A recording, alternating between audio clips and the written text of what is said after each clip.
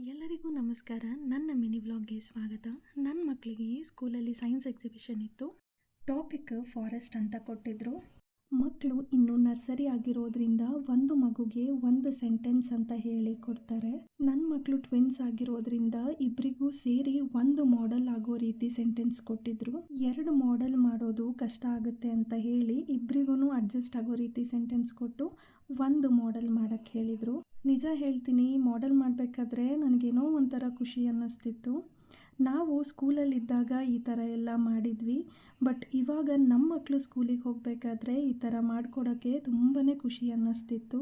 ನನಗೆ ಈಸಿಯಾಗಿರೋದ್ರ ಮಾಡೋದಕ್ಕಿಂತನೂ ನನಗೆ ಯುನೀಕಾಗಿ ಬರಬೇಕು ಅನ್ನೋದು ತುಂಬ ಆಸೆ ನನಗೆ ಯಾವಾಗ್ಲೂ. ಸ್ಕೂಲಲ್ಲಿ ಚಿಕ್ಕ ಮಕ್ಕಳಿಗೂ ಈ ಥರ ಮಾಡಿಸೋದ್ರಿಂದ ಮಕ್ಕಳಿಗೂ ನಾಲೆಡ್ಜ್ ಇಂಪ್ರೂವ್ ಆಗುತ್ತೆ. ಪೇರೆಂಟ್ಸ್ ವಿಸಿಟ್ ಮಾಡಿದಾಗ ಮಕ್ಕಳು ಎಕ್ಸ್ಪ್ಲೈನ್ ಮಾಡ್ತಾರೆ, ಅದರಿಂದ ಅವ್ರಿಗೆ ಫಿಯರ್ ಕೂಡ ಹೋಗುತ್ತೆ.